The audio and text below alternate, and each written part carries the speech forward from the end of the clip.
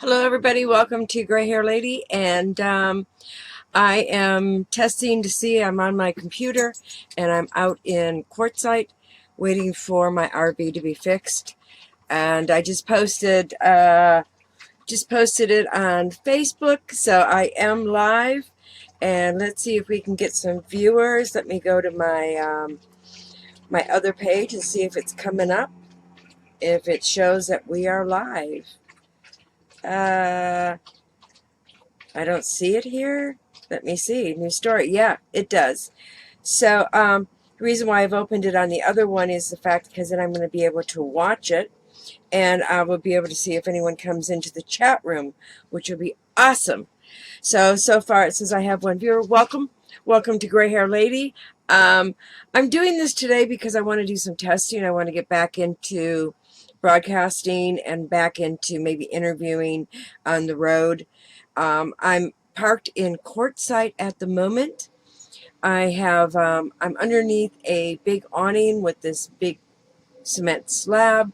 I'm getting some work done on my vehicle, and I'm going to see if there's any, make a comment if you can hear me in the chat room and if you can see me.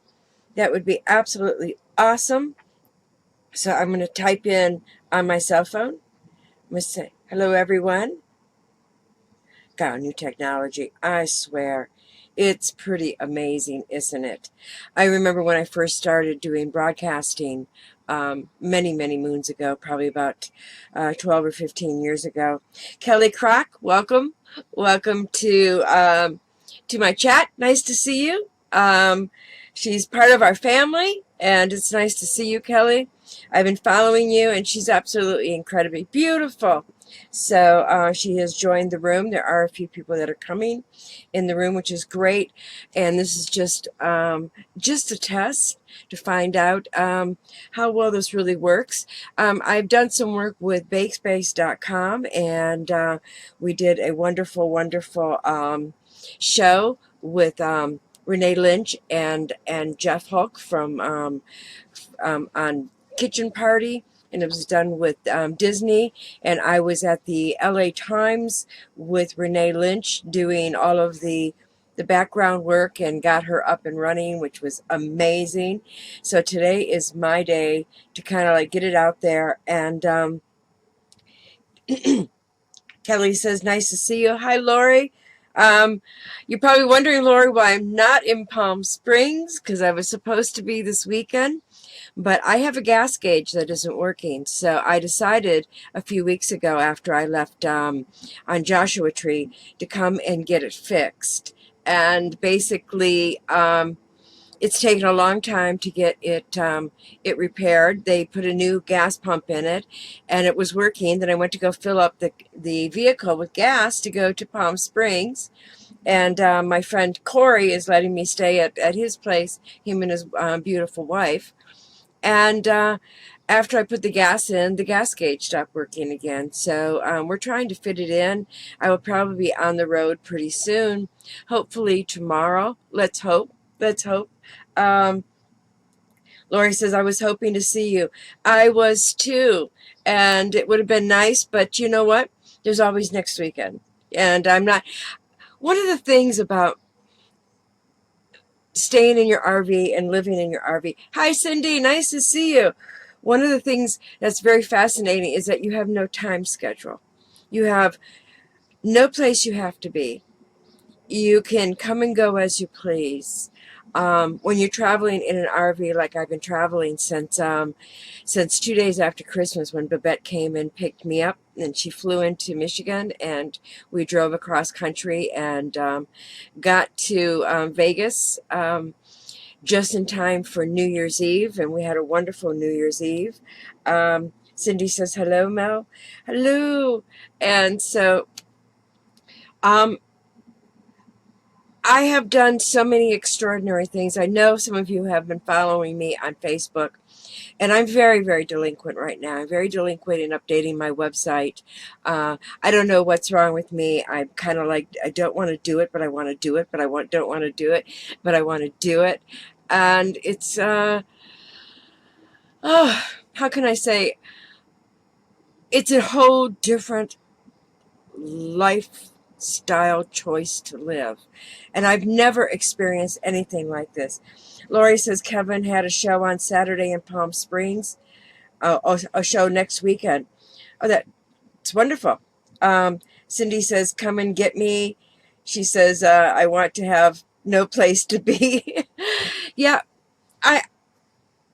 I'm trying to get used to it. I mean, I've discovered something, most of you know me through doing videos and running shows, but I'm discovering my love for photographs, for taking them, and I love tweaking them and creating them the way that I wish to create them, and I'm kind of showing my journey through the photographs that I've taken. I've only done a few interviews. I think I've maybe done 3 interviews. I've only gotten one up that was quite a while ago. But I have an interview that 2 interviews that I did in Slab City. But, it's been an amazing journey. Lori says, maybe you'll be here on Saturday. I'm looking to maybe, Lori, to be here, hopefully Tuesday or Wednesday, and I will stay the weekend, and then I go up to Los Angeles, and then I'll take my daughter and her dogs with my dog on a trip, and then we'll go back to LA, and then I'll head up to the San Francisco area and see my friend Heather. And then I'll go up to Oregon. So any of my friends that are watching this that are up in Oregon, I'll stop by and see you guys. And then I'm just going to take my time. I'm going to be going back to Michigan. As a lot of you people know that my father passed away, and I bought my sister out of the house in Michigan.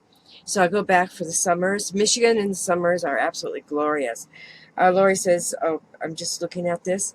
We have a few people that are watching this, which is great. Please come into the chat room so I know who you are, so I can absolutely say hello and give you all my love.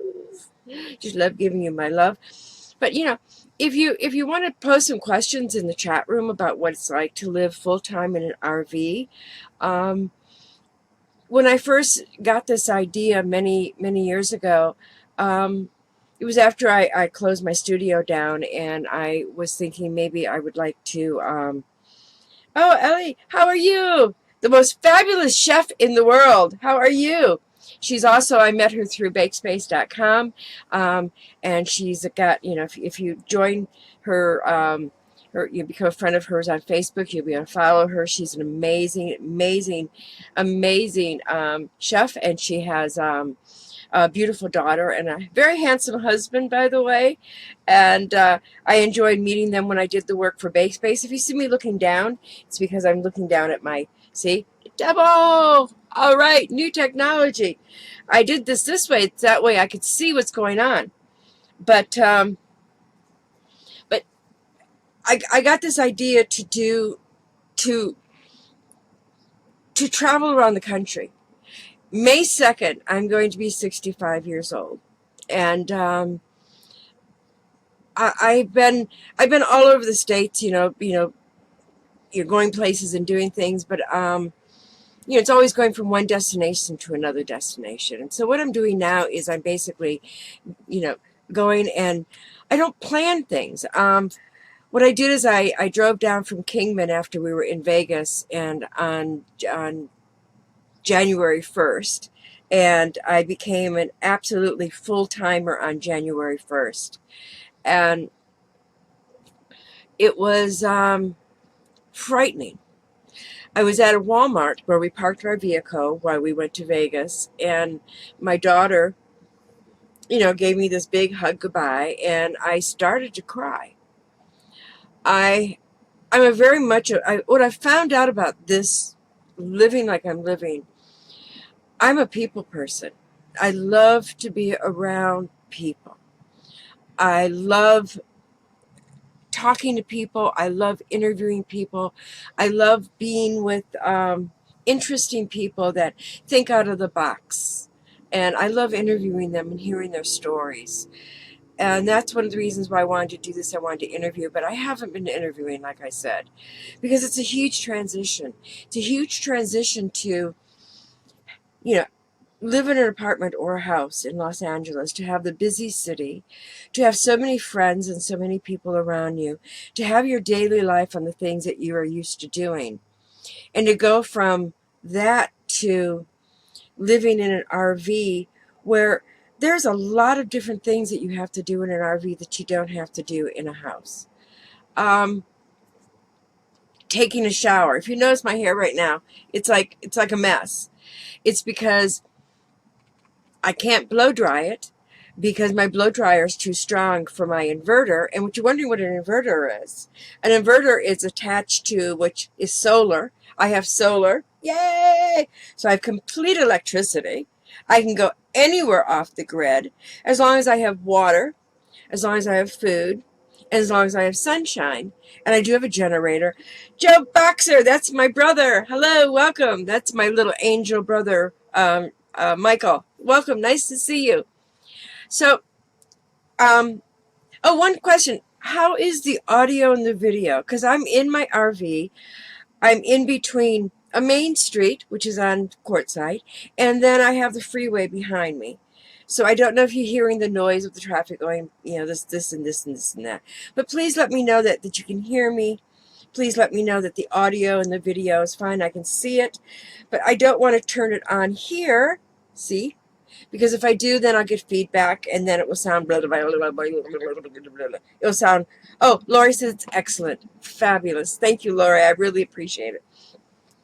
So there's a whole new different ball game. So this morning, let me go back. When I was in Michigan, I decided to winterize my water system in my RV. And I've never done that before. So I did it. I put the coolant in that you're supposed to do for RVs. I did all the things. And then I was so afraid to turn it on because I was afraid I didn't put the knobs back. So the guy that works on my vehicle, he showed me how to light my pilot. So today I decided to light my pilot. Nothing went the way that I wanted it to. First of all, when you're lighting a pilot and you light it and it's on fire, and then it's like, it's making these noises, and it's this big fire, you go, oh God, I'm going to have lots of hot water. Well, I went in, took my clothes off, started to wash my hair, and I had nothing but cold water, and then the water stopped.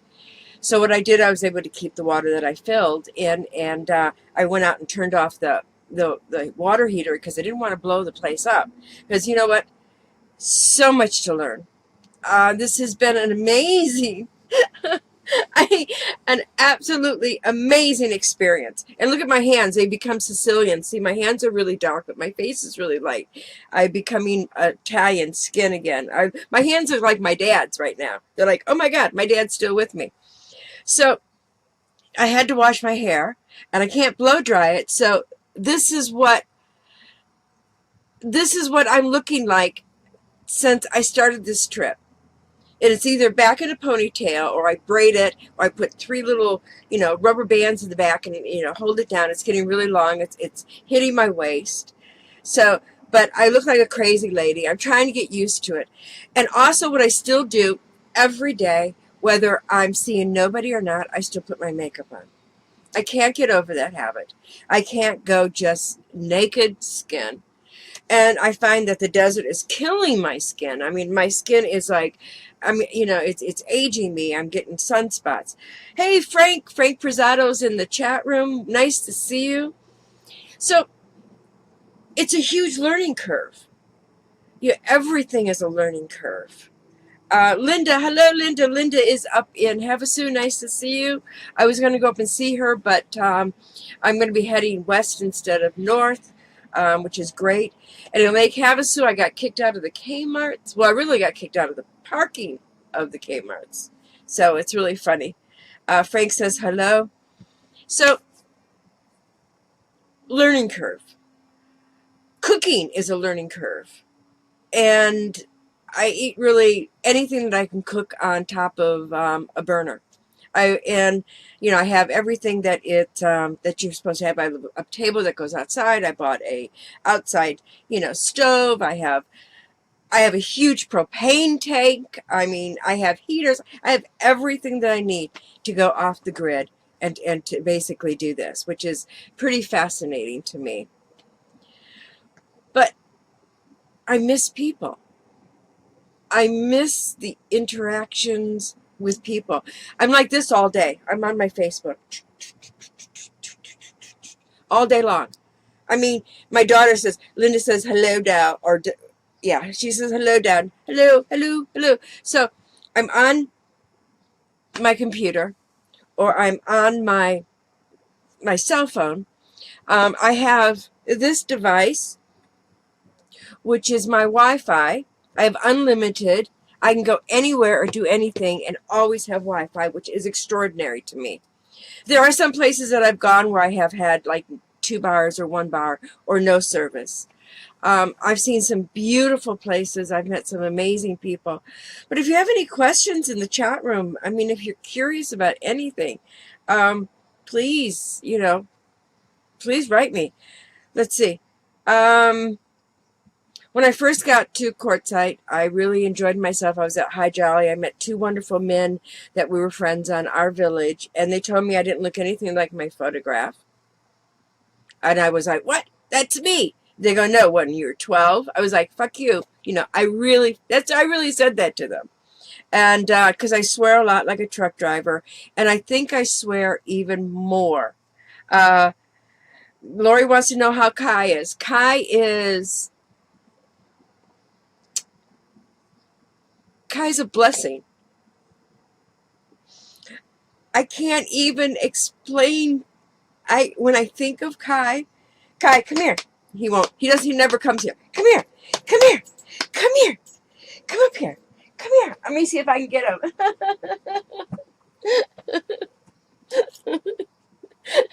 Look at this guy. He makes me cry. He takes good care of me. He barks when there's someone around. He's on a huge learning curve as far as learning, certain things. He looks bigger than what he is. I mean, he's smaller than what he looks like on here, but he's a great companion. Unconditional love. I take serious being a dog owner. This is my first dog that I've ever owned. I mean, we had a dog when we were growing up, but it wasn't my responsibility. There he goes. Lori says, amazing how they rescue us. Yeah, it is amazing.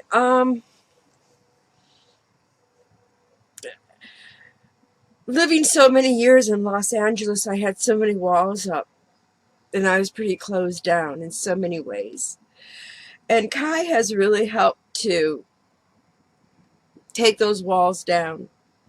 I had him neutered. I went to Slab City, and there was a woman named Hazel who would take all the dogs and, 2 carloads, one was a van and the other one was a big car, and load them up in crates and take them to a veterinarian and have them all neutered. And Frank says, loving dog Kai. Yeah, I love this dog. I can't even tell you how much I love this dog. It's pretty amazing. But she took the dogs, and Kai was the last one to be picked up, and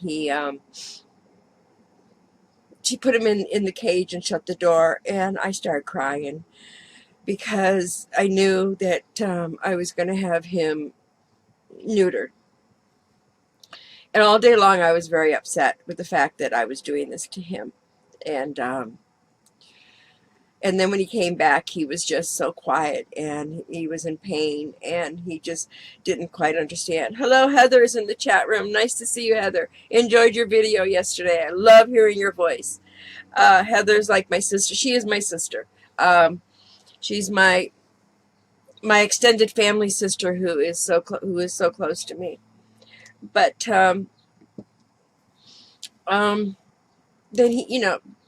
then we took off to Joshua Tree, and the anesthesia got Kai really sick, and I woke up in the morning, and he had diarrhea all over the RV, and of course I didn't yell because I knew that there was something up, and I couldn't stop it. I tried everything from the the rice and the chicken, and I didn't know that you had to take them off of food for 24 hours.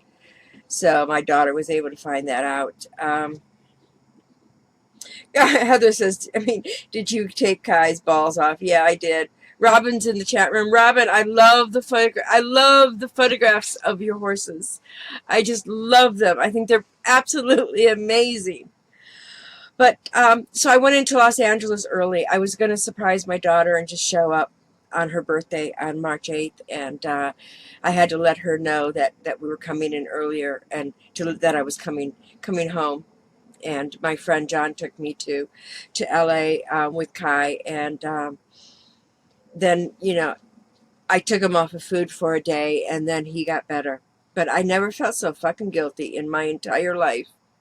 I never felt so bad that I neutered my dog, and he was so sick, and it just made me cry because Kai has given me nothing but love. I mean, this dog, I can't, I don't know why I never had a pet before. We had a cat, but I like cats, but cats just they are what they are. Um, Joe Boxer says Twinkie's a great kid. Yeah, she is. And did you see the photograph of the ice cream that I found? And I had to buy it, and I had to eat it because it was going to go to waste. Lori says he'll be healthier in the long run. Yeah. And he's not mounting everything, and he seems to be a little more tamer. I'm working a lot on training him. He's learned how to sit, stay, paw, down, up. I mean, he's really, I'm trying to get him not to, when he sees someone that he knows that that he misses. Like when I go back to Michigan, he'll probably jump on Joe Boxer, and he always hits him in the balls. He's always hitting all the men in the balls. So. Oh, he said he did see it. Great. But for the people that don't know the story of Kai, Heather says, smart boy. Yes, he is. See, I can see it. I can see what you guys are writing. Last year in May, on my birthday, I broke down here in Quartzsite on my first day of driving the RV. The RV was driving like this all the way from Mesa. I had a tire that was bubbling over. And so I pulled into Quartzsite. I'm on the phone with my daughter. I'm crying, says, I don't think I can do this. This is terrible. And on the corner of my eye, I see a vehicle that pulls up. It says Terry's Mobile RV Service. My daughter's screaming at me, jump out of the car. Hang up the phone. Go get him. So I run there. I'm frantic. I'm crazy. I'm crying my eyes out. I'm a mess. And he's this guy with a cowboy hat, cowboy boots, and just says to me, little lady, pulls out a card and says, little lady, you call me at 7 o'clock in the morning, I'll come and take a look at it. Well, it turns out that he did come, and he took me across the street where there was tires. So $1,600 later for tires. I had to get all 6 of them. And I had an extra spare, which was great, but I had to get all 6 new tires because the tires were 20 years old. And one of them had a inner tube in them. Joe says, oh, well, Joe Boxer says, I'll wear a cup. Thank you. Because he doesn't want Kai to hit him. He says, Joe Boxer says, love you. Very proud of you, Melody. Miss you. I miss you too, my dear brother. I miss you so much. And for being my angel. Thank you. But so Terry was fixing my car, and he pulled up the hood, and he says the mice has eaten all of your wires. So I had to get all the wires redone. And there was a lot wrong with the vehicle, more so than was anticipated, because I knew nothing about vehicles. I was so worried about fixing up the inside, I didn't even fix up the outside. But many of you have heard this story before. But on my birthday, there was a man named Bear, and I saw him in McDonald's. He had a big tummy out like this, and he was American Indian, and he was kind of intimidating looking, and he had this strange energy about him. It was like, wow, this, it was like I was mesmerized by him. And it turns out that he was friends with Terry, the guy who was working on my vehicle. So he came over, and he told me that he had a a dog for me. And I says, I don't want a dog. He goes, I got a dog for you. I says, I don't want a dog. He says, I have a dog for you. I says, I don't want a dog. He took his hand. This is a complete stranger. He took his hand and he started doing this to my chest. He's this close to me. And he goes, I have a dog for you.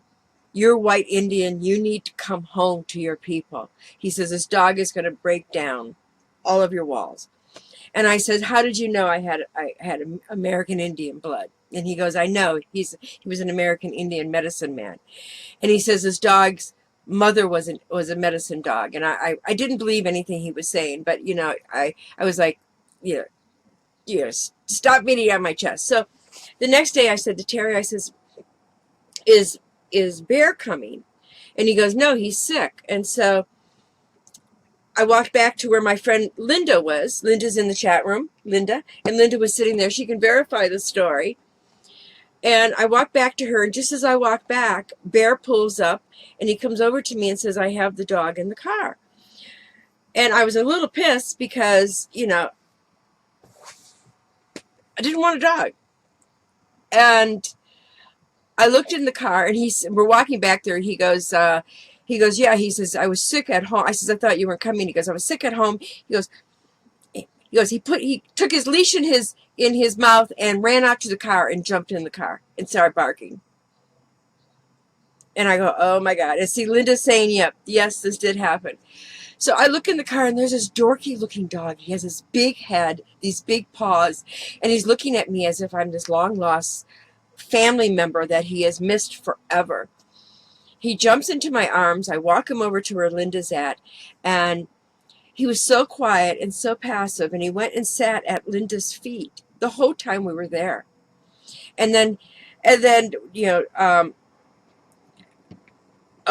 Joe Boxer's getting our DNA test. Yes, well, we have a little standing argument about our background. So he's going to find out, and if that's what he is, that's what I am. So Bear told me that he was going to put Kai down, and I said, don't you do that to me. Don't you manipulate me. And so I told him, I says, leave the dog with me for a couple hours, and you come back, and I'll tell you what I think. When he came back, I looked at him. I says, I'll take the dog. And so the next day I'm driving to go to Los Angeles. It was a 7-day trip, which normally takes 6 hours or 7 hours, but I kept breaking down. And I was broken down, and on the side of the road at Desert Center, and all the big trucks were coming by. The RV was going, I was conked out on the road, and it was the second day of having Kai, and he jumps on my lap and puts one paw here, and puts his his face here, and he held me while I cried. And that was just the beginning of the love that this wonderful, wonderful soul dog gives me. And it's pretty amazing. And he's friendly with other dogs. He's growing big. And so that's how I got Kai. But let's go back. Let's go back to, I get people that will write on my photographs, and they go, I'm jealous. I want to do what you're doing. Sometimes it's amazing, and sometimes it's not. When the wind is blowing the RV and you're wondering if it's going to tip you over, or it's raining and you can't go anywhere and you're inside of your RV. And I think one of the biggest mistakes that I've made was I really should have bought a pickup truck and a huge trailer behind it. So I unhook it. Heather says, animals love us unconditionally. Yes, they do. And good friends like Heather and Linda and my brother and so many other people love me unconditionally. So it's that wonderful feeling that people give you. But sometimes I can be out in a campsite, and I've been doing off the grid ones. I haven't been doing the ones where you go and you're stacked up next to people. To me, I can't understand that, how that feels. I don't, I need to some of my space. And I've met some incredible people, but sometimes when there isn't anybody there and you're kind of, you get kind of lonely, and you don't, I have Kai to talk to and I walk him. I've lost, probably about 15 pounds, and I'm a lot stronger. I have a mission though, a huge mission, because when you have an RV, you also, and you get solar, you need to crawl up a ladder and get on top of the RV. Um, Kimmy and I will be there April 9th to the 16th. Oh, in Savannah. Oh, that's right. You are taking that trip. I won't be there, Michael. I'm going to be in Los Angeles. I'm going to go back and see Babette, my wonderful daughter, and her extraordinary husband, Eric. But, you know, you kind of get lonely sometimes. And, I'm supposed to be working and getting my website, and I have, I have a huge issue. I want to take my book and I want to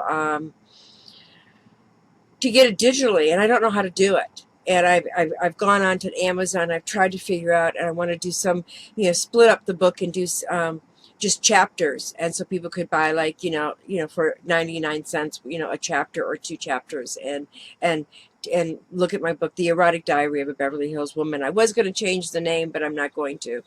And I haven't promoted my book. I wrote it several years ago.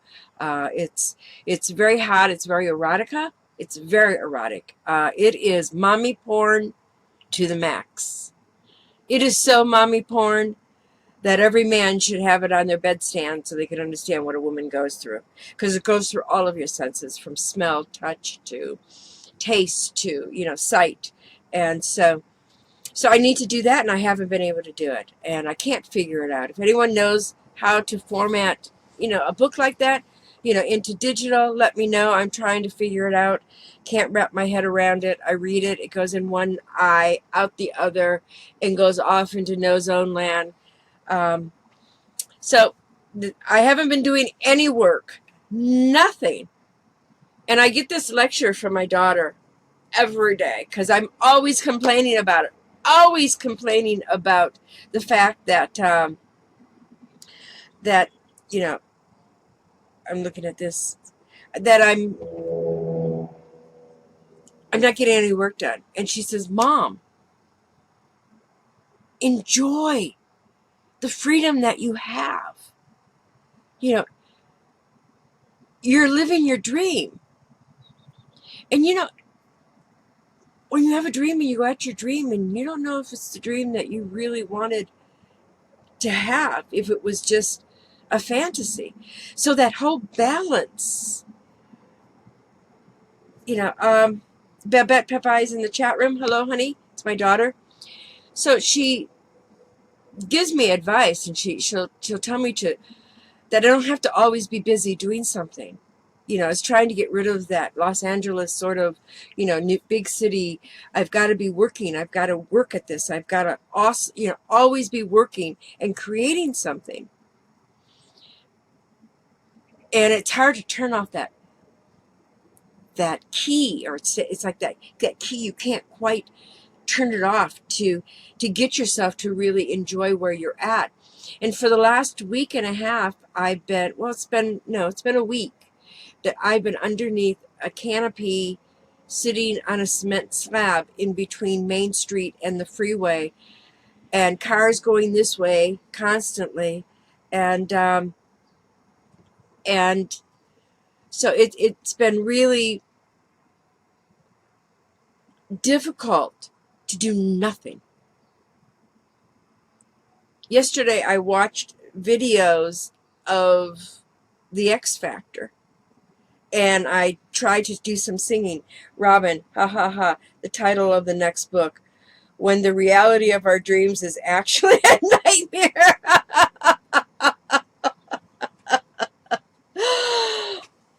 That is so Robin, it's not easy doing it by yourself. And then you get this from other people when they find out that you're a single woman and that you're traveling across the country, and they get this horrified look in their eyes, like, because they have a husband, they're traveling with their husbands, and even the men will say, "You're doing this alone? Aren't you scared?" Well, you want to know something? Yeah, there are times I'm scared shitless. I really am. There are times that I go, "Hello? What the fuck are you doing?" But I made a choice, and I've been waiting to do this for a long time. This wasn't something that I just planned, and Harriet, hello, is in the chat room. Nice to see you, Harriet. I love you. Saw her when I was in Los Angeles. Such a beautiful, beautiful woman. I adore her. Sandra McKinnon. Sandra is in the chat room. Sandra, hello, how are you? Sandra has a wonderful, wonderful website, and she travels around the country, and her friend, they take videos and interview and go to spectacular, fun place. She's a foodie. She talks a lot about food. I've interviewed her on Greyhairlady. When I first started Greyhairlady many moons ago, when I was in Los Angeles. So, and Heather says, stretching outside your comfort zone of growth. Yeah, you're right, Heather. It is, it's scary. And it's, midlife road trip. That's .tv. That's what Sandra says. Thank you. Clifton is in the chat room. Amazing Clifton. He is married to the most amazing Adria, who is a good friend of mine. Wonderful, wonderful woman who I've known since we modeled in the magazine called Big Beautiful Women, which was, oh my God, I was like 32 or 31 years old, or 31 years old or 30 when I did that. That was when I first moved to Los Angeles. This is like this show today, or this conversation is like a conversation of all of my past, my present, and my future. But traveling around the country has been a big eye-opener. What I've learned by all of this is that I can actually do it. I can actually, travel around. Sandra says, I see another book in your future. Chapter 1, The Story of Kai. Yes. Joe says, Babs, you know how Robin feels. It's all about Batman. Oh, that's funny. My little brother has a great sense of humor. So I almost, okay. Oh God, this is my RV, and it's pretty spectacular. I mean, you can only see this part. I have this block because the sun's coming down, and I didn't want the sun to get in. When it's 90 degrees weather in here, I mean, it's like a furnace. And Terry, my RV guy, thinks he might have found a top for my air conditioner. So I ended up in Los Angeles, and my daughter and I took that trip to Michigan, and we broke down 5 days in a row. And I won't tell you the whole story because, we've talked about it. I made a video of it. My daughter tells the story much better than I ever hoped to. I love watching her talk about it because she gets so animated. And she's just, she cracks me up when she tells the story. Linda says, my mother has always told me you can do anything that you put your mind to doing. Yeah, your mother's correct, and that's how I raised Babette. I raised her the same way. Heather says, one of the many things I love and respect about your current journey is that you are continuing to live your life and continue to discover and continually to grow. You are an inspiration, Mel. Thank you.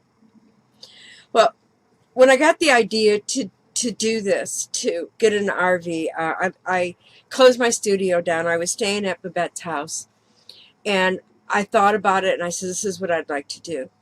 And then I started managing an apartment complex, and I really didn't want to babysit anybody anymore. I've been, I needed to get to know me again, because losing my studio was heartbreaking, and I wasn't myself, and I was pretty broken. So I put everything in storage, and I flew home to Michigan, and I was there for 7 weeks. I stayed with my father, and I had the most amazing experience with him, which I've talked about before. And what an amazing man. And then I flew back to Los Angeles, and I went out to see Heather, up in San Francisco. Had an amazing 2 weeks. It was great. We went and took fabulous photographs at this fabulous cemetery, and across the street was this wonderful gallery. Went to the gallery showing. We went out to lunch. We spent wonderful time together, and because Heather is, she's my sister as far as I'm concerned. She's in my heart, and she'll always be in my heart, and she's very precious to me. Then I flew back to Los Angeles, and I went to Arizona, and I found an RV, and it took 4 months to get the interior, fixed. And, oh no, I didn't find an RV then. Then my father passed away, and Babette and I both flew out and was in hospice with him, and which was I think one of the most greatest experiences I've ever experienced in my entire life. And I won't go into detail, but my younger brother, who's in the chat room, said to me when we were sitting there 2 days before he passed, said to me, you look so peaceful. How are you so peaceful? And I've been working on something, which is a very difficult thing. When you lose everything and you put stuff in storage and you're living out of a suitcase, you learn a lot. I said to him that I was learning to stay in the moment, which is a very difficult process to do. Staying in the moment of life. Trying not to react to any of the negative things around you, and grasping everything and seeing all the different sides of what's going on. And I told him, I was staying in the moment and cherishing each breath that my father took. It taught me not to fear death. It taught me that it's important to have your loved ones around you when you pass, but not everybody can do that. Not everything can happen. And my daughter, she got to probably spend the most precious moments of her life with her grandfather. And the first day she came in, he didn't recognize her because of the Alzheimer and dementia and sundowners. And then he fell asleep, and then he woke up, and he turned and looked at her, and he started to cry, and he says, "Babette, you came all the way from California to see me? I love you, Babette." Having the two people that I love the most in my life to share that moment together, those are what I cherish. It's not being in the center of the universe of everybody. It's about being in my own center of my own universe that is very calm and peaceful. And I felt that if I start traveling, that it will change my perspective of life. I've always been a gentle, kind, compassionate person, but I was I needed to fix me, and that's why I'm doing what I'm doing. I'm not saying there was anything wrong with me, but I need to find that peaceful place where I could overcome my fears. A lot of this is overcoming your fear. When you overcome the fears of the things that you don't think that you can do, it transpires to change your life in a positive way. Joe Boxer says, our dad was one of the great ones. Yes, he was. And I still feel him say, some of the times, because Kai was born after my father passed, and some of the times I look at Kai, and he gets my crazy dad's look on his face, and I'm wondering, are you my dad reincarnated? And because it could be, who knows? Nobody really knows. He might want to come back with a dog and to be my angel, to protect me and to be here. But the last night my father passed, the nurse came in, and she said to me, "You're the daughter from California," and I said, "Yes." And she says, "I don't think he's going to pass if you're here because I think he wants to seize every moment with you." So I had to make a choice, and I got up and I went home. And when I got home, you know, my sister called and said that my dad passed, and I went back and I gave him a kiss, and he was still warm. And at his funeral, I gave him a kiss, and he was not my father anymore.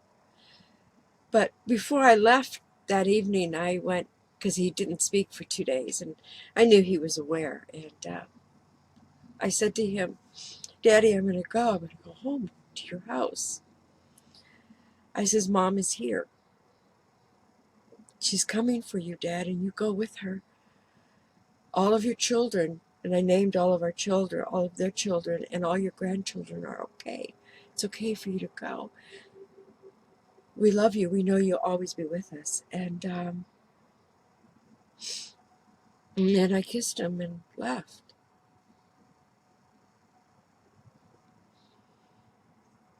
And then I flew home to Los Angeles after the funeral, and then I went back to Arizona and I found an RV. And it may not have been the best choice to buy this RV because I knew nothing, but it was quite an experience. And there were times I wanted to give up, and I had my amazing daughter and her son and her husband behind me saying, "You can't give up on your dream." And no matter how many times I've said to her, "I just want to blow this thing up. This is, next time it breaks down, I'm just going to light it on fire and let it go off in smoke and be done with it."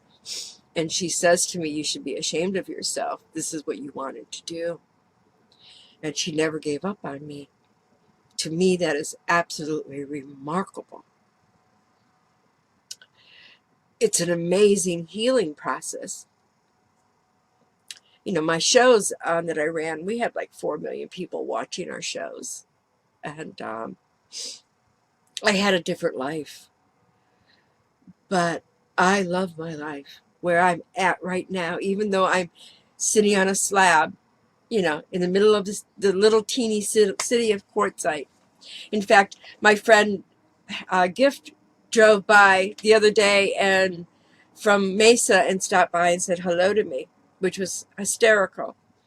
And so my next place is to go to Palm Springs, and I'm familiar with Palm Springs, so it's not going to be a big, huge, surprise. And I'll stay there probably about 4 or 5 days, and then I'll go to Los Angeles, pick up Babette and her 2 dogs, and we'll go out somewhere and maybe camp on the ocean, and then I'll take her back up and go see Heather, and then I will see if Babette will meet me up in San Francisco or up in Oregon, and then we'll head back to Michigan, and I'll be there for a few months painting the house. And that was a huge process. So from going from putting everything in storage, not having an RV and not having a basic home, and it was my choice. It was my choice to do this. I acquired in the past year an RV and a home. And I always have a home with my daughter, in Los Angeles. And to me, it's been a pretty amazing process, but it's a huge learning curve, learning about how to survive on your own, underneath the fact that you have to rely on the sun to give you light. You have to make sure you have ample water, because water is gold when you're on the road. I mean, you need water for your animal. You need water for yourself. You need water to bathe. I do a lot of baby wipes. Baby wipes are my friend. So, and I'm learning how to fill up the water bottles with the glazer thing that you go in. It's 25 cents to fill a gallon to save some money, because I'm on a low budget, which is okay. I'm surviving. I one of the things that I've learned is I have no summer clothes. Nothing. I have no clothes because I had everything put into my storage unit. I still don't. I'm going to go into my storage unit. I'm going to see if there's clothes that I need, like my heavy winter coat. So, I mean, in an RV, you have to really be frugal in the things that you buy for it. I can't buy knickknacks. If I see something really cute, all I'm going to do is just move it from one place to another place to another place. Before you take off, you have to inspect the vehicle on the outside. You have to inspect the vehicle on the inside. You got to make sure everything in its place, because if you don't, it ends up a mess. You got to make sure the refrigerator is locked. You got to make sure all the windows are closed, all your vents are closed, because you don't want them blowing off. It's not like living in a house. You turn off a light and you lock the door and you leave. Linda says, get some summer clothes at the thrift stores. Yes, I'm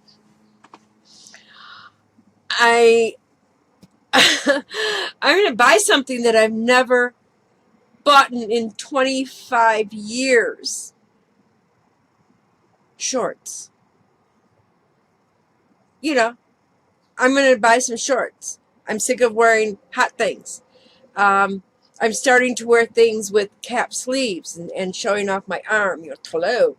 So, those are things that I need. Babette says, what you have seen that people should see. What have you seen that people should see? That's a great question, Babette. I found a little place called Fortuna Pond. And it was right. I went to a big event called RTR. And it was lots of people. There was lots of dogs, lots of madness, lots of craziness. And so I went online and I found they're called 24-hour 2-week stays, and they're for free, and you can stay there. And it has this amazing pond. If you look at my Facebook and just scroll down, you'll find some of the photographs from it's Fortuna Pond. I mean, it was amazing. There's ducks all over the place. It is absolutely gorgeous. I loved it. And then I went to Holtville. And Holtville, I really did, they have a camp where you can stay at, but they also have this little hot spring, which I didn't go into, but they have this lagoon. And when you look at the photographs, the lagoon looks like it's huge, but it's not. It's probably just 3 sizes the size of my RV, which is 27 feet, So Pat Von Itters, hello, Pat Von Itter is one of my closest friends from high school. I love you. I can't wait to see you. I saw her the night before I left Los Angeles. She went and took me to dinner, and then we went and picked up Babette from the airport. So she was my saving grace that evening. She was my angel. But the lagoon was absolutely gorgeous, and I took some fabulous photographs. I've been posting everything on Facebook and not on my website. I really got to work on my website. But Facebook is doing okay. At least it's keeping everything in a category, so I know I can go back and I copy everything and transport it. But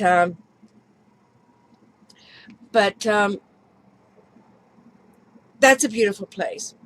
I went down to Yuma, and I crossed over to Babette, I don't know how to say it. I went to Mexico, had some work on my teeth, and that was fun. I took some really great photographs when we were standing waiting for the van to pick us up to take us back to where the casinos were. But what was an extraordinary place, and it's not everybody's cup of tea, was Slab City. When I first heard about Slab City, everybody said you don't want to go there. There's crystal meth there. There's drug addicts. It's crazy. You don't want to go there, and you'll be robbed. And it was absolutely. They made a terrifying image of it. And so, I was at Fortuna Pond, and I met a woman named Hazel, and she lives pretty much in Slab City.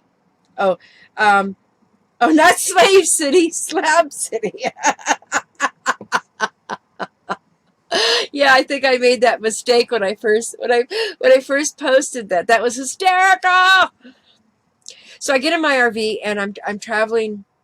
I'm going to Slab City, and I'm off of the 10 freeway, and I cut down. I think it was the 78 or the 79 or 70 something or 90 something, and it was an extraordinary drive down. And I got into Glamis, which is called Glamis, California, and it's like this. You know, I mean, the hills are like this. My RV is going woo, woo, woo, and it was just magnificent. And my biggest regret was that I did not stop and take photographs, because you can't. It's a 2-lane, and you can't pull over, and you really can't take photographs. If somebody was driving with me, would have taken an absolutely amazing video. And I should have put my video thing on and videotaped it. That was gorgeous, and I got to see some beautiful, beautiful scenery. When I got to Glamis, that's where all the off-roader peoples go, where they're doing all their off-roader, carts and, bikes and crazy stuff. And on the front of my RV, it says sand addicted. And on the side, it says Glamis. So what I did is I pulled over and I parked where everybody knew each other. I mean, looking at me like I was some strange person. This gray-headed lady driving in this old RV with the front of it saying sand addicted. Like I was really, this sand addicted person. So, Jen Persano, welcome, welcome. She goes, why is your face red? That's funny. That's funny, Heather. So I took a photograph, and I said to my RV, which is, you guys, on the poll, you guys nominated it to say that it was named Nomad. But Beth doesn't like the name Nomad. She wants it something else, but I like Nomad because that's what I feel like in it. And so I took a photograph of it, and I posted. It says I took Nomad home to Glamis. And then I drove to Slab City, not Slave City, Slab City. And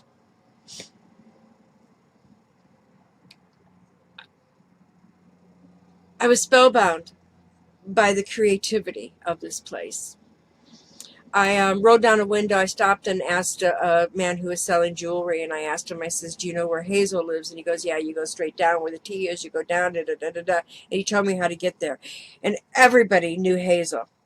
Everybody does. Oh, she wants to know, why are you still there? Why am I still in Quartzsite? Because they took the gas tank down. They put a new gas pump in it. And then I went and filled it up. The gas gauge was working. And then when I put the gas in the car, the gas gauge stopped working. And I had to bring it back to the slab. And not the Slab City, but to Quartzsite. And then he's going to put the old pump back in, and he got a new float for it, because it is not my instrument board, which is great. It is something with the pump. So hopefully he'll get that done tomorrow. So then I'll be on the road. I'll be in Palm Springs, and I'll take more pictures. So Slab City, they have a place called East Jesus. East Jesus, it's where they do all of these beautiful statues, and they're part of the California Museum, believe it or not. So if you ever go there, donate to it, because it helps to keep it going, and it's amazing. I did put photographs up there. And then the first night I got there, they have a place called the Range, and the Range are 3 buses put together, and there's a stage out of one of the buses, and they did a play. And it was amazing. I mean, it was like a radio play where they were, like the old time radio. It was awesome. And the next night they had anyone could come up there and perform, and they had people come up there with bands, and people come up with singers, and they had an amazing woman that played the violin, and she was amazing. And with a guitar player and a singer who was, I guess he worked with the New York Times as a photographer. And so people come there and spend something like 6 months there, or 3 or 4 or 5 months, and they establish their place to live. But this is owned by the government. It used to be a Marine Corps barracks, and then they closed it down. They took everything out except the cement slabs. And it's pretty incredible. The people that have been there for a long time are you know, I mean, you got to get used to the beards and you know, I mean, you know, bathing is bathing is something you do not do every day. That's why I have my wipes, my baby wipes. Okay, it is not something that you do every day. Pat says, "I miss you." I know, I miss you too. I can't wait to see you. Um, Joe Boxer saying on the road again. Say hi to Willie Nelson. On the road again. So, but then I took an adventure with a guy named oh, what is his name, Duncan, and we found where they throw the garbage out. So I made a video of it called "The Dark Side of Slab City," and I took photographs. And Duncan decided that there was a toilet out there, and he decided that he was going to do something funny. And he pulled his pants down and sat on the toilet, and I took photographs of the back, you know, of him sitting on the toilet.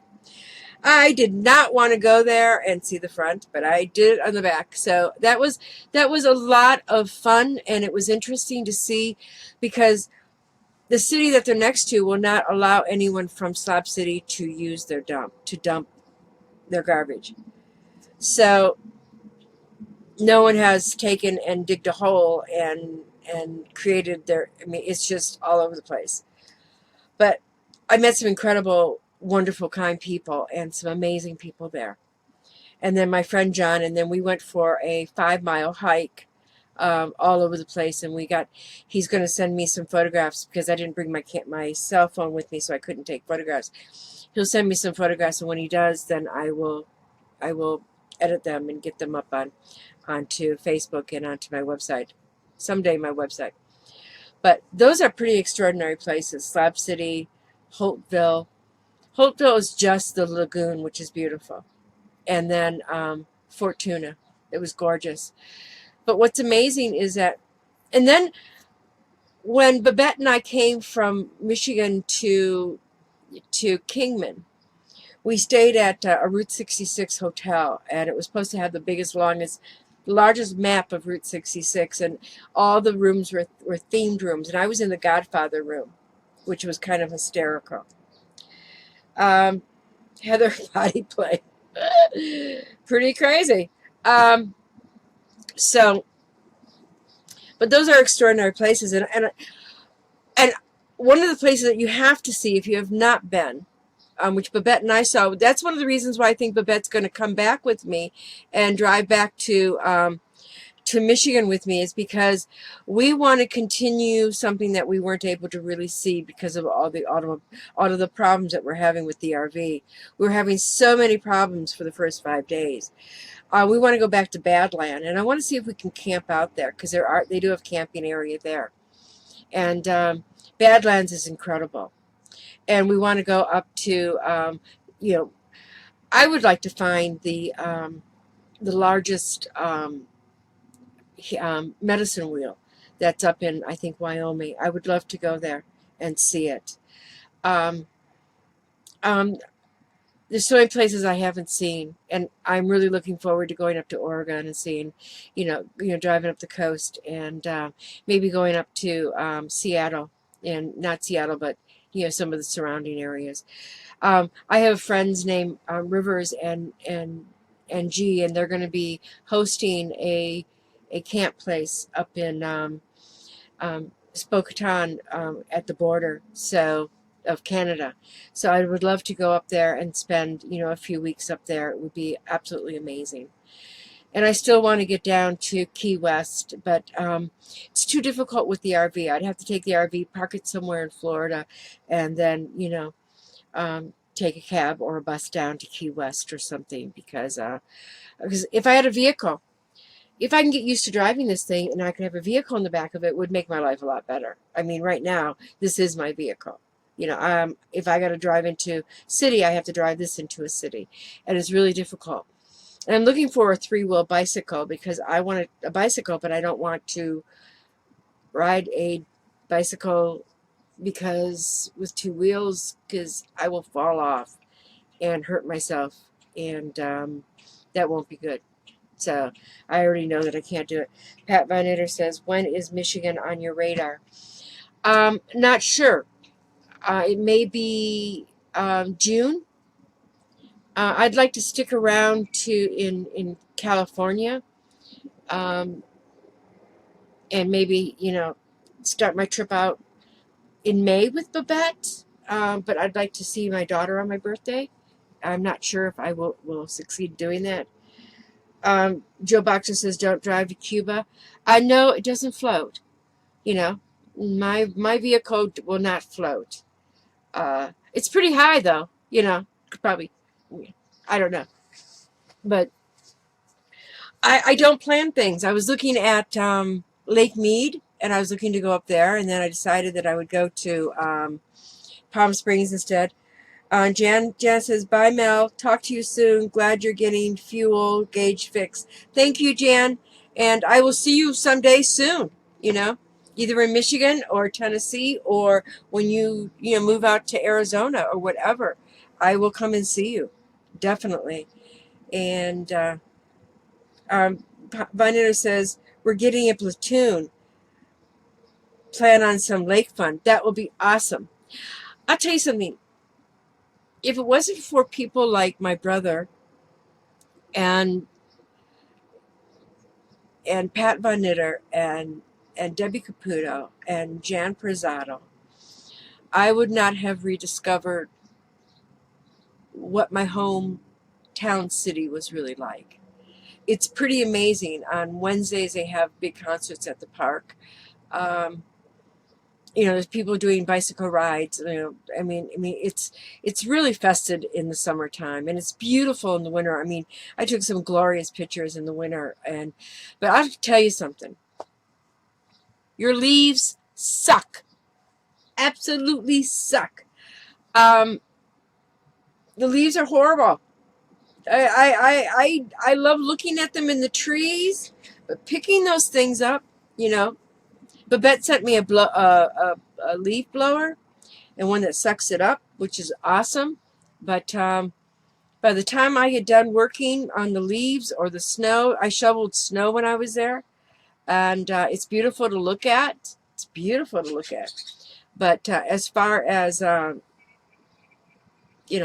that's why it's really, I'm glad that I have the RV that I can move. And what's amazing is that, when I first got the dog, so many people said to me that's going to complicate your life because you're not going to be able to fly and travel the way that you want to. And, Joe Boxer said fish flies. Yes, we have fish flies. And it has, because I can't get on an airplane. I'm trying to, even though I've got all the papers for him to be a service dog, I've been trying to train him, and he's getting better and better. We went out to dinner in Los Angeles for my daughter's birthday with her husband and her mother-in-law. And Kai came with us, and we sat outside, and Kai didn't even move. Nobody even knew he was underneath the table, which is pretty good. So if I got to get him out more to restaurants and get him into public places. And so then I'll be able to travel with him even more. Leaves are worse than snow. We haven't had much at all this winter. Yeah, I know. I think the most snow that you had was when I was there. So I got to see some of it. And what happened is I had somebody seal my ceiling on top of my RV. And then the next day, because it's supposed to take 4 days to cure, and the next day it snowed. So I had lots of ceiling leaks on my RV. And my guy went through it, and he says, get it down to Arizona, it will dry out. And it has. It has, and he's fixed it. Big sliders by the lake. Wait, is that big Snyders? Oh, spiders. Those are spiders. Yeah, big spiders. Yeah, Michigan has really big spiders. And they're not like tarantulas. They're wolf spiders. And they're kind of, I saw a lot of them down in the basement when I cleaned the basement, and I spent a lot of time killing them.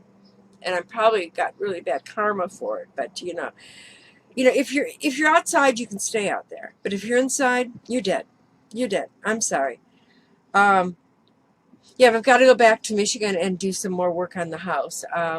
I kind of like how it's going. I had my wonderful next door neighbor give me a stove, which was great. Uh, Joe Boxer. I went to Lakeshore High School. Yeah, we all went to Lakeshore High School. It was awesome. It was absolutely awesome. But I've been on for a long time. Any more questions? You guys have any questions that you wish? And has the audio and the video been good? Has there been any delay? I mean, it's because I have. Oh, I could hear myself. Wow. I had to mute. Um, this is what I use for my Wi-Fi. Um, nice to see you, Pat said. Pat Van Itter says we're going to see grandson play hockey. Oh, hockey. Anybody in the chat room know that my brother was one of the candidates that was played against the Russians, and he was with them until the very end, until they went to the Olympics, and he would have played in the Olympics. But my little brother was Joe Boxer, was probably one of the most awesome hockey players that existed. He was amazing, and but that was crazy. Heather, it's been great, Mel. You should do more live streaming over the weekend so we can stay in touch. Yeah, I'm thinking of getting back into it, but I think I have to, if you agree with me on this, you guys, or not. Do I need a topic? I mean, me just rattling on and rattling on and rattling on. I mean, I could talk about a lot of things. I don't know if Babette is still in the chat room. I'm being really careful what I say because she's my daughter. So, um, but RTR, I met this absolutely beautiful man who was 6'4" or 5. Got out of his van, and you know how it is when you're watching a movie and there's a beautiful woman and she flies her hair back and it goes slow motion, like do, and the guys are like, that happened to me. And he was beautiful. He was 38 years old, absolutely gorgeous, bodybuilder, dark hair, full lips. Hi, Sandra. She says, I like the free-flowing conversation. Thank you. Hello, Judy's just come in the chat room. Nice to see you, Judy. But he was so beautiful. And he walked out. And I just looked at him. Because the reason I looked over there was because his alarm was going off because he was burning something. And then he joked with me for a few moments. And then I was making my medicine wheel there. And then he came out again and asked me if I wanted breakfast and cooked this beautiful breakfast. Oh, yeah, gorgeous. And then that night he came to our bonfire, and then he came over to my place, and he was so cute. He wanted to have sex. It has been a while. And I said no. I just said no. I'm on a mission. I'm on a mission to find myself again. I can't be having one night stands. I can't do that. And he left very disheartened and very sad. And the next morning he came over and he goes, with breakfast for me again. He brought me breakfast again. You know, TMI, too much information, my brother says, yes. And so I said no. You know, Heather goes, whatever. Heather said, whatever. But he was so cute. Oh my God. And he kissed me. He was so cute. But you know what was really amazing? And this is one of the most amazing things is that, you know, when you live in a big city quite like Los Angeles, there are so many people, and there are so many beautiful people. I mean, there are so many people around. And I started to feel that I was unattractive. I started to feel that there was nobody that was ever going to want me. I thought I was never going to have sex again. I really felt like that. I really felt very unattractive. You know, when I was in Michigan, you know, I was too busy doing the house. You know, so it was really nice having somebody being attracted to me. And he wasn't the only one. I mean, there was many more that was attracted to me. But Heather said, "Did you get pictures?" There are a couple pictures that are on the one on RTR that of him sitting down. He doesn't look too good on the pictures, with some other people working on the medicine wheel. But in person and up close personal, he was like, he had these lips, Heather. I gotta tell you, he had the most beautiful lips. He had arms like this. I mean, he had a body like ugga ugga ugga ugga boo boo boo boo boo. I mean, fabulous. And I was like, oh my God, this 38-year-old kid would be interested in me. He really was he was horny. He wanted to get laid. You know, he wanted to get laid. And, it was very much of a compliment that he wanted to satisfy those animalistic needs with me. But, and then,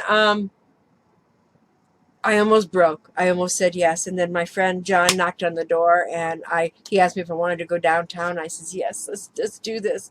So I left this beautiful young man, and my brother says my ears are burning. And so when we came back, he was gone with his RV, and he left his coffee maker here at my place, and he left a dish at my place, and he never came back. I think that he was upset because I said no. So, which was hysterical. And he was beautiful. So I think of him fondly. And it was kind of nice feeling attractive again. And because, when you're living in dust, and that's all there, I mean, when you're out in the desert, that's what you get, a dirty RV. You get dusty. When you're doing these things, these are awesome. But when you're doing these, they're like, hello, they're wipes. And I never stunk, which was great. Linda said, that's poor, delicate male ego. Joe says John was a cock blocker. Yeah, he was. And which was, and there were other men that were attracted to me. I could have gotten, I could have gotten laid at least 6 times. And I said, no. You know what that does for an ego of a woman that is 64 years old, that's going to be 65? Pretty awesome.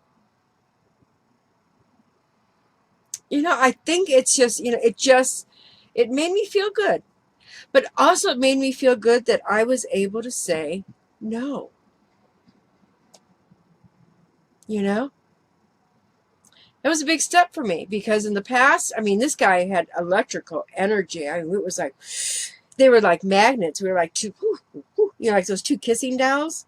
It was almost that kind of magnet.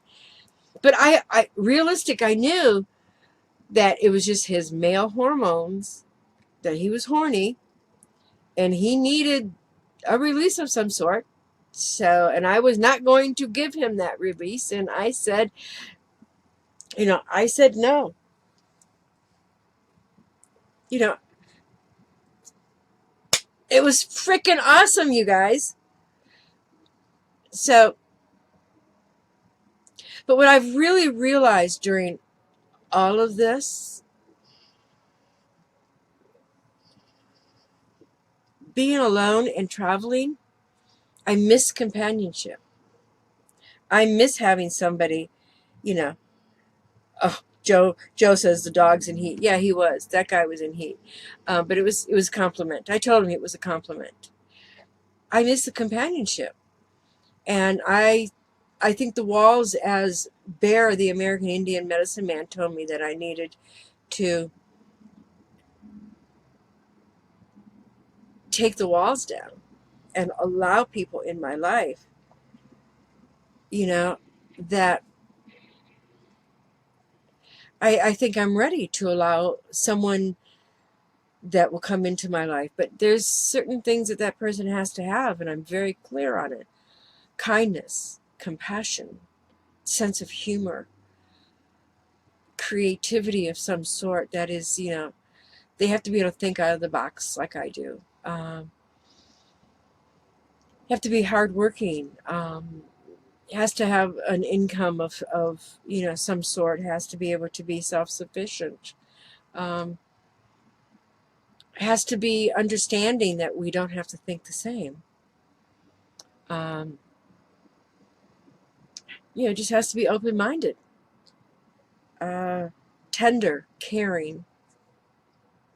The kindness and compassion is the most important thing, and has to be able to adjust to. Sometimes I'm always not a happy camper, literally, like right now. So, in the desert, even Jim Morrison saw a naked Indian.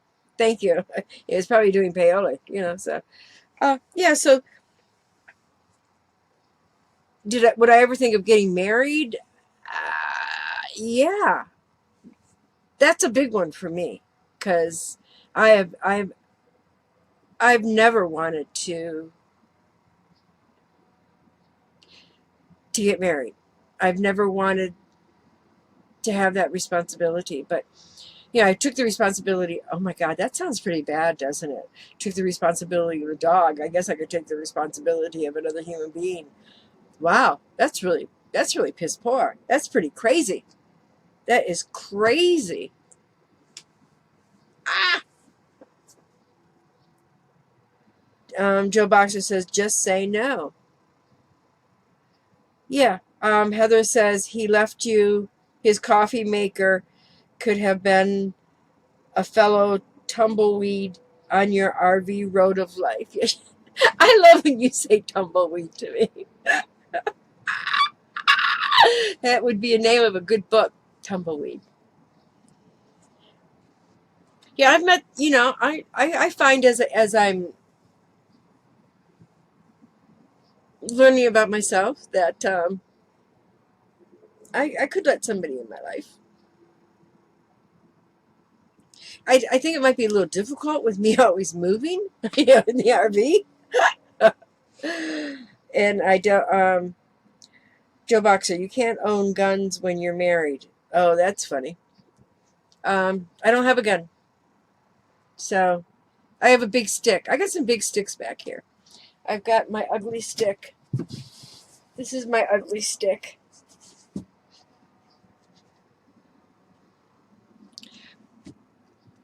This ugly stick has been with me for a long time. I bought it in Mexico in Tijuana when I weighed 330 pounds. And my knee was so bad that I needed to have, I needed some support. So I found this in Mexico because I was having a hard time walking. So whenever I took it and walked with it, people would ask if they could buy it because it was all hand carved. There's a little old man in Mexico that carves about 10 of them a year or whatever, and brings them and takes them to a store and sells them. And it was the last one. And I love my ugly stick. Linda says I would have to have Kai's approval. Yes, he'd have to put up with Kai. Heather says, I remember that from the studio. Yes. It's a beautiful stick, but I've also got, I don't think I'll be able to get it. No, this one back here is a very long, tall one that this incredible couple at RTR gave it to me, and it's all varnished and it's beautiful. It's a walking stick. And then I found one at the beach when I went to Los Angeles, and I'm going to take off all the bark and I'm going to finish it off and do some carving on it. I think that might be interesting and fun. So, which is great. Joe Boxer, my ugly stick is, yeah, your ugly stick is your foot. My brother has one leg, so he wants to go to the ocean and take it off and scream, shark. So that's pretty hysterical. I'm telling his jokes, which I shouldn't be doing. But do you guys think that we have had enough of this conversation? Or do you guys, I mean, I got nothing to do. I'm just sitting on a slab. So you guys make it up. I mean, people have come in and out. I don't know how many people have actually, seen this. And, this is kind of like you scroll up and see what it says. But new technology, I swear, it sure has changed the way that we do things, which is really amazing, is because on this, I look like I have a tan, but on this, I look like I'm real pale. Joe Boxer went bar hopping last night. That's funny because of one of his legs. That's funny. But what else? You guys have any more questions you want to ask? I'm open for it. I've been talking for a long time. I wonder if Babette is still in the room, or she left because she probably got embarrassed that I was talking about sex. So, yeah, children do that, right? So, I don't know. It is what it is. But I guess I'm going to wrap it up, you guys, unless you have a question. Anybody? Tick tock, tick tock. I know it takes a couple seconds for it to go from here to here. So I don't know. But I think we might wrap it up. I don't know how long I've been talking. I've been talking, I think, for a really long time. And I wonder how many people have actually viewed this. So, and my hair. Look at Heather. I washed it this morning. Nice chatting with you, Mel. Love you. I love you too, Heather. I can't wait to see you up in the San Francisco area. It would be awesome to see you. And I love you, Michael, or Joe Boxer, and Linda. Thank you, and for all the people that have watched this and that participated. It was really great seeing you all. And to each of you that if I get into your town, I will stop and see you guys. And I will be adding to my website. I don't know when, but this has been a lot of fun, and I'm trying to think who said goodbye. Be safe. Hold on a second. Joe Boxer says goodbye. Be safe. Linda says smoochy smoochy hug Kai for me. I will. I love you guys. Now I got to figure out how to end this. I don't know how to end this. Do I click on that? No. I don't know how to end this on my outputs. Oh, there I go. That's how you do it. Thank you guys for watching greyhairlady.com. It's been awesome. I'm Melody, and I will see you guys soon.